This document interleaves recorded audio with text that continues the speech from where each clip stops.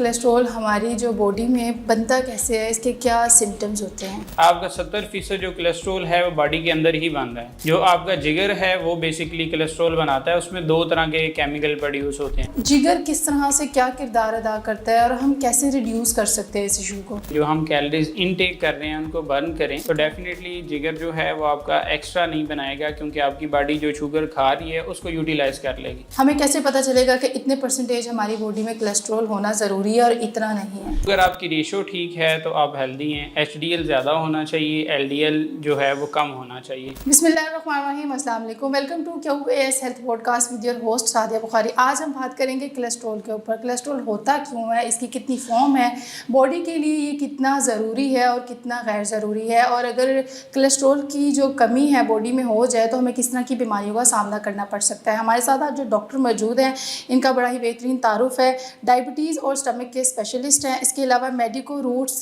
के इनका हॉस्पिटल हैं, 4 हॉस्पिटल हैं गुजरात में, उसकी चेन लेकर ये चल रहे हैं और स्पेशली आज हमारे साथ ये पॉडकास्ट कर रहे हैं कासिम अली शाह फाउंडेशन में। हम इनसे जानना चाहेंगे। डॉक्टर हाफिज़ अरसलान अहमद हमारे साथ मौजूद हैं। अस्सलाम वालेकुम sir, thank you for being here today. कैसे हैं आप?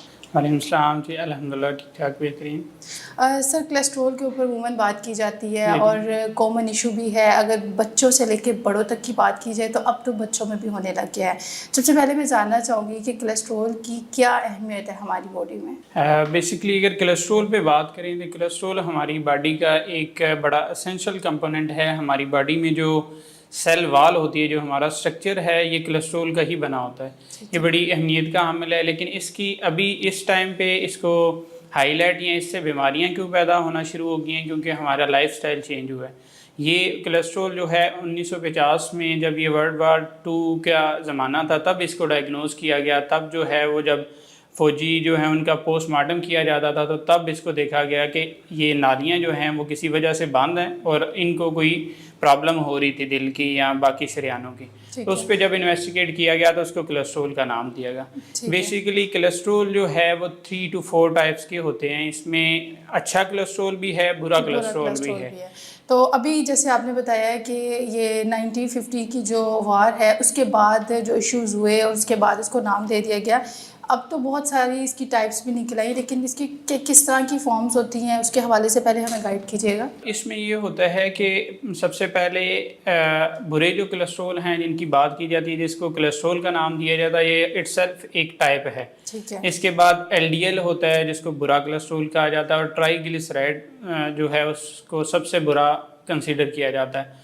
और जो ट्राइग्लिसराइड है यही मेन काज है जो हमारे बीमारियां हैं, जैसे कि डायबिटीज़, ब्लड प्रेशर और दिल की बीमारियां हैं, उसकी वजह ट्राइग्लिसराइड है।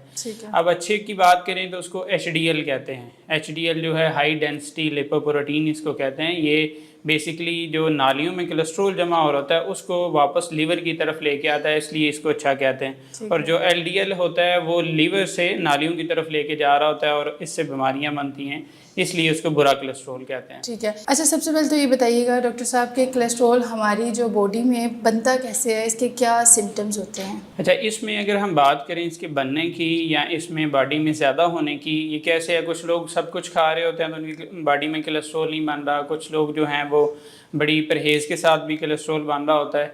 और हमारे ये मिसकंसेप्शन पाई जाती है कि अगर हम ऑयली चीज़ें खाएंगे तो उससे ये जो कोलेस्ट्रॉल है वो बढ़ेगा। बेसिकली ऐसा नहीं है। आपका 70% जो कोलेस्ट्रॉल है वो बॉडी के अंदर ही बन रहा है।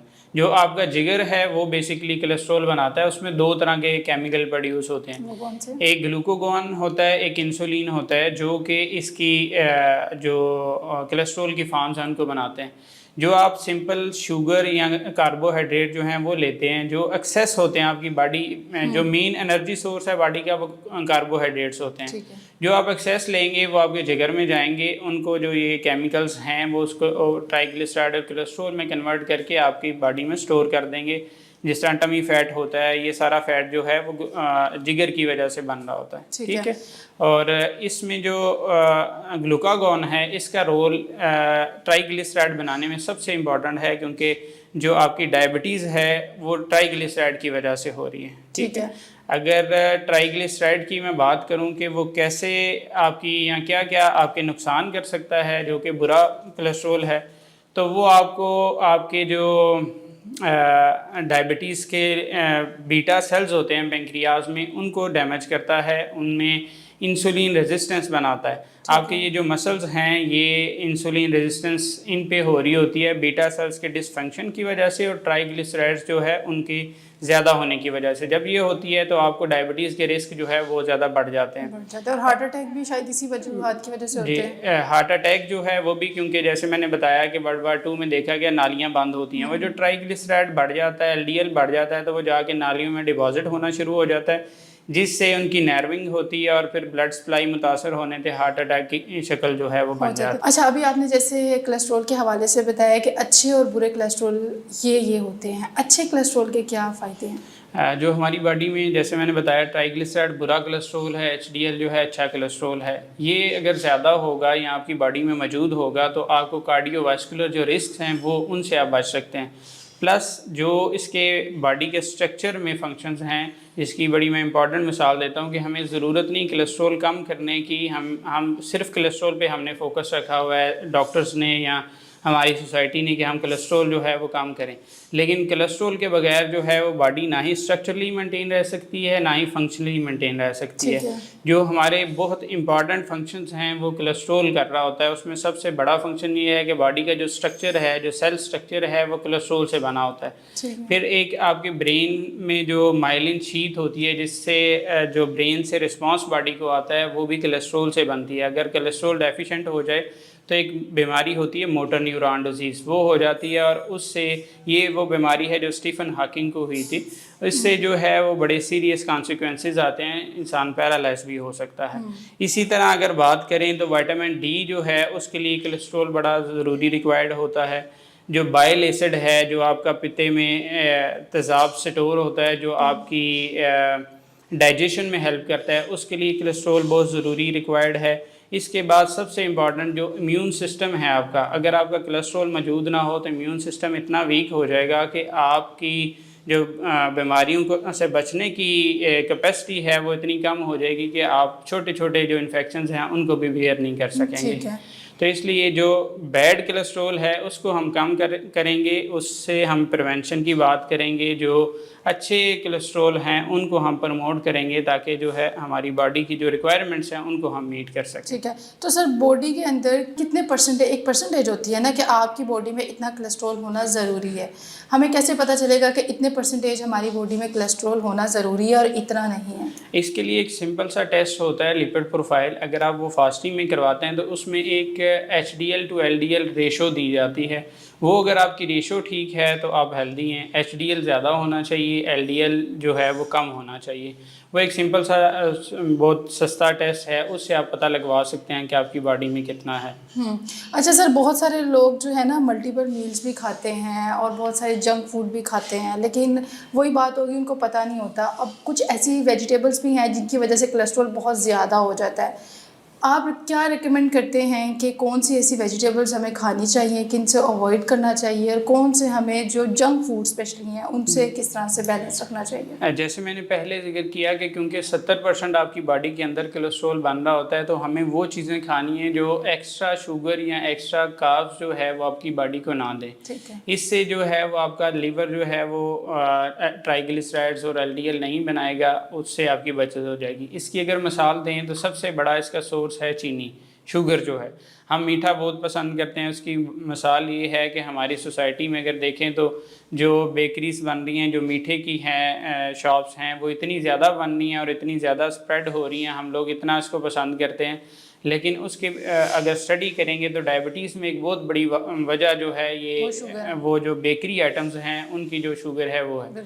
अगर दूसरी बात करें तो जो आपकी ब्रेड और ये बेकरी की आइटम्स हैं उनमें 90% तक जो है शुगर पाई जाती है।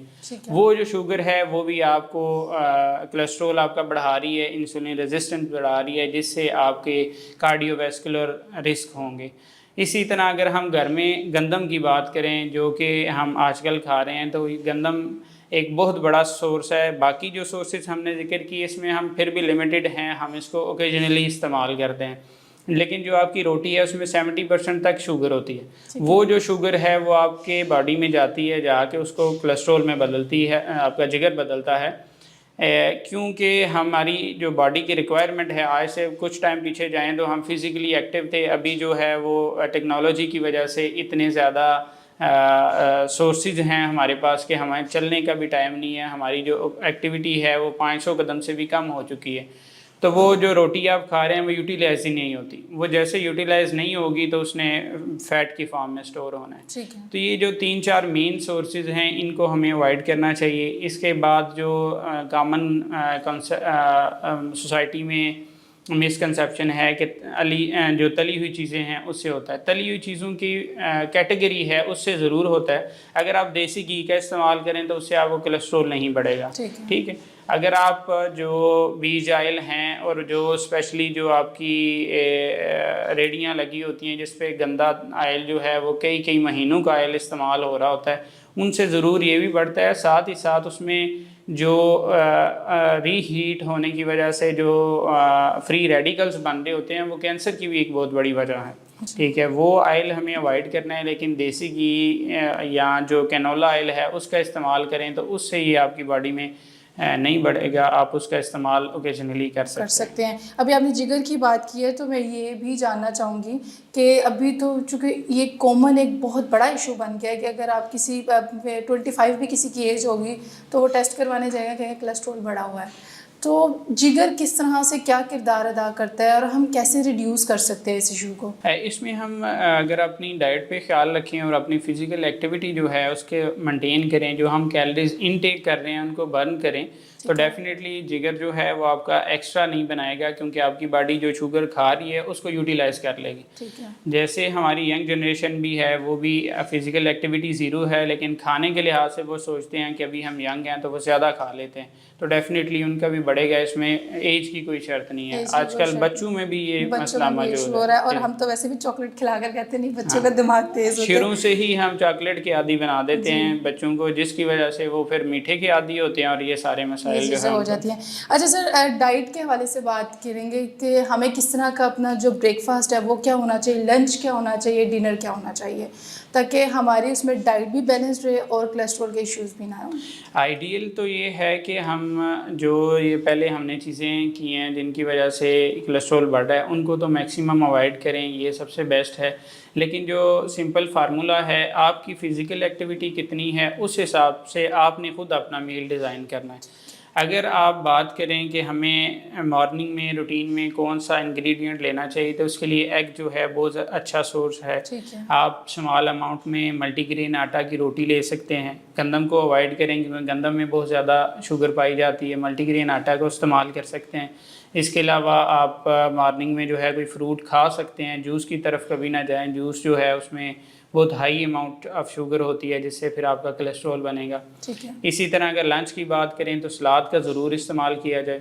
सलाद जो है वो इन चीज़ों से भी बचाएगा, और जो मल्टीविटामिन आपकी बॉडी में आजकल, क्योंकि हमारी डाइट ऐसी है उसमें सारी चीज़ें पूरी नहीं होती, तो उनकी कमी को भी पूरा करेगा। ठीक है। इसी तरह उसके साथ जो है वो जो दालें और चने वगैरह हैं उनका इस्तेमाल किया जा सकता है।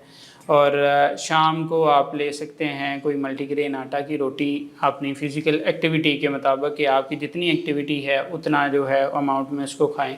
ठीक है। इसमें 70% जो WHO की रिकमेंडेशन है उसके मुताबिक आपका 70% जो है कार्बोहाइड्रेट भी कवर हो जाएंगे, लेकिन इसमें कम्प्लेक्स कार्ब्स होंगे। जैसे आपका सलाद है तो उसमें ऐसा कार्ब्स होते हैं जो आपकी बॉडी डाइजेस्ट नहीं कर सकती, वो फाइबर की फॉर्म में होते हैं, तो फाइबर भी आपका पूरा हो जाएगा, कार्बोहाइड्रेट भी पूरे हो जाएंगे। अगर आप एग और ये दालें और फिर थोड़ी अमाउंट में गोश्त वगैरह भी इस्तेमाल कर रहे हैं तो आपकी डेली प्रोटीन की जो रिक्वायरमेंट है वो भी पूरी हो जाएगी। तो ये एक बैलेंस डाइट आपके लिए हो सकती है, लेकिन इसमें ज़रूरी है कि अपनी जो फिज़िकल एक्टिविटी है उसको ज़रूर मेजर करें कि आप कितना खा सकते हैं। और एक्सरसाइज जो है वो बेहद ज़रूरी है। जैसे अभी आपने स्टार्ट में मिड में भी बताया कि हम एक्सरसाइज नहीं करते हैं, ये बड़ा इशू होता है। अच्छा डॉक्टर साहब, लास्ट में बताइएगा देसी घी का इस्तेमाल कितनी क्वांटिटी में करना चाहिए? लाइक आप कहते हैं देसी घी खा सकते हैं, इसके बड़े फ़ायदे होते हैं, लेकिन कितनी क्वांटिटी में? जैसे हम बात करें, हमारी घरेलू जो है वो एक रवायत भी चली आ रही है, हमारे बड़े भी बताते हैं कि बादाम जो हैं वो आप 8 से 10 ले सकते हैं, ये हर घर में बच्चे को बताया जाता है। ऐसे ही जो देसी घी है अच्छा ज़रूर है, लेकिन उसकी क्वांटिटी जो है वो आपने इतनी रखनी है कि आपकी डेली जो रिक्वायरमेंट है उसके मुताबिक हो, प्लस उसमें जो कैलोरीज हैं आप उसको भी काउंट करें अपनी डाइट के साथ। आप जो डाइट की कैलोरीज काउंट कर रहे हैं उसमें जो देसी घी की है वो भी काउंट करें, क्योंकि इसमें कम्प्लेक्स चीज़ें होती हैं तो ये आपकी बॉडी को नुकसान नहीं देता, लेकिन ज़्यादा अमाउंट में लेंगे तो फिर आपका जिगर जो है वो उसको कन्वर्ट कर लेगा। इसके लिए बड़ा ज़रूरी है, अगर तो आप फिज़िकल एक्टिविटी करते हैं ना, और ऐसी एक्टिविटी करते हैं जिसमें आपके मसल जो है वो रीजनरेट होते हैं, आपकी मसल बिल्डिंग की एक्टिविटी है, तो ये आपके लिए इंतहाई बेनिफिट है। और फिर आपकी ये जो सारी खुराक जो मैंने अभी जिक्र किया ये आपको फ़ायदा भी देगी और आने वाले टाइम में ये एजिंग प्रोसेस को भी रोकती है। Thank you so much sir, आपने टाइम दिया। ये थे हमारे साथ डॉक्टर अरसलान साहब, और एक बड़ा ही अच्छा टॉपिक है और बड़ा ही कॉमन इशू चल रहा है। और अगर आप सेहतमंद ज़िंदगी गुजारना चाहते हैं तो अच्छी खुराक खाएँ, एक्सरसाइज करें और बैलेंस डाइट का इस्तेमाल करें। अपना फीडबैक हमें ज़रूर दीजिएगा। इसी के साथ सादिया बुखारी को इजाज़त दीजिए। अल्लाह निगहबान।